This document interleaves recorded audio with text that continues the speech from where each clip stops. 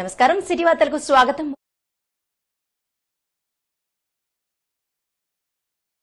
భద్రాద్రి కొత్తగూడెం జిల్లా ఇల్లందు మున్సిపాలిటీలో బడ్జెట్ను 15,76,15,000 రూపాయలతో ప్రవేశపెట్టగా మున్సిపల్ కౌన్సిలర్లు ఏకగ్రీవంగా ఆమోదించారు. ఈ సమావేశంలో municipal chairman Nammalapati Venkateswarlu, MLA Koram Kanakaiah పాల్గొన్నారు.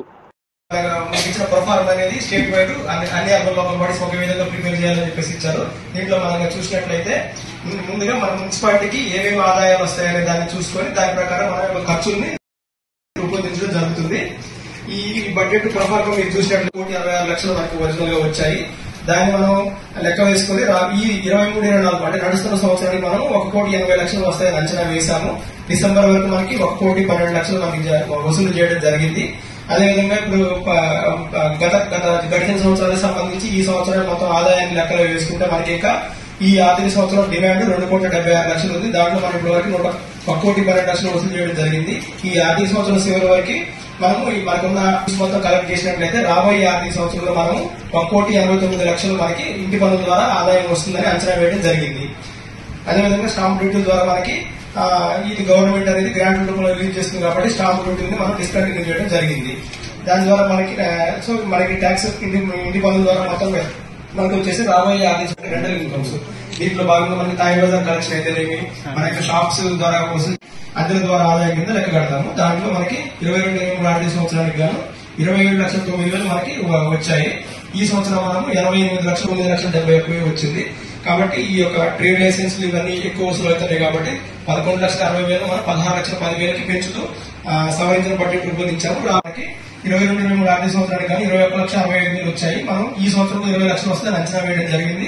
డిసెంబర్ వరకు వస్తాయని సిఎస్ఆర్ ఫండ్స్ వస్తాయని చెప్పేసి 40 కోట్లు 50 కోట్ల రూపాయలతో అంచనా వేసినప్పటికీ గత 2 సంవత్సరాలు ₹1 కూడా రాకపోవడం వల్ల ఈ సంవత్సరం ఖచ్చితంగా వాస్తవిక బడ్జెట్ మాత్రమే మనం ప్రవేశపెడతామని చెప్పేసి అధికారులు నిర్దేశించడంతో వాస్తవంగా మనకు వచ్చేటువంటి ఆదాయం మాత్రమే పరిగణలో తీసుకొని ఇక్కడ శాలరీస్, కరెంటు బిల్లు, మామూలుగా ట్యాప్కు సంబంధించి ఇన్వెస్టిగేషన్ సంబంధించినటువంటి చిన్న చిన్న కార్యక్రమాలు ఏవవుతున్నాయో వాటికి మాత్రమే సరిపోను బడ్జెట్ రూపొందించుకున్నాం. కాబట్టి దయచేసి గౌరవ శాసనసభ్యులుగా మీరు కూడా ఇళ్లందు గతంలో ఇప్పుడు వంటలు అనేది యాక్చువల్ గా గ్రామీణ ప్రాంతం నుంచి మున్సిపాలిటీగా కలిసినప్పుడు వచ్చే బడ్జెట్ లో ₹100 ఉపయోగించాలి వాస్తవంగా.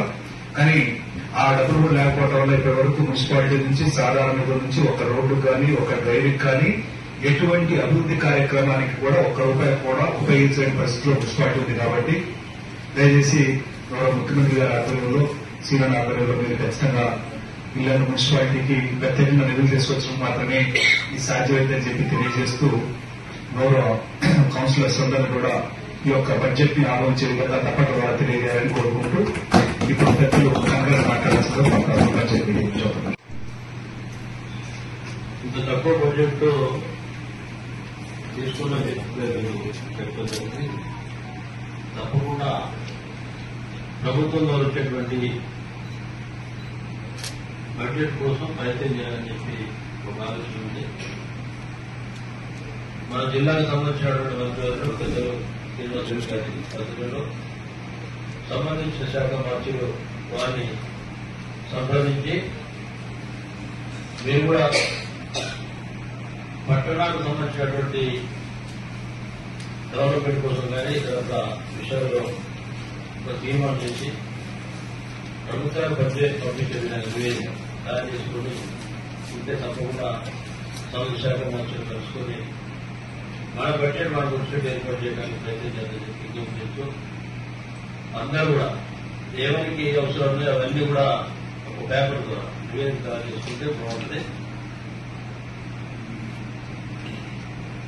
అదే కాకుండా మున్సిపాలిటీ పరిధిలో ఉన్నటువంటి అధికారులందరితో వారితో పాటు మిగతా ముఖ్యులంగా కూర్చున్నప్పుడు రివ్యూ మీటింగ్ ఏర్పాటు చేస్తూ ఏ అవసరాలు ఎక్కువ ఉన్నాయి, ఎందుకు ఉన్నాయి, ఏ వస్తువులు నీకు దాని మీద చర్చించుకుంటే మనకు పూర్తి రిజల్ట్ వస్తుంది. ఇప్పుడు మనకు అంచనా లేదు, నాకు కూడా అంచనా లేదు ఈ బడ్జెట్ మీద కానీ లేదా సమస్యల మీద కానీ ఎప్పుడెప్పుడు ఎంత అలికేషన్ పెడితే అలాంటి అయింది ఏం జరుగుతుంది అనేది కూడా తెలియదు.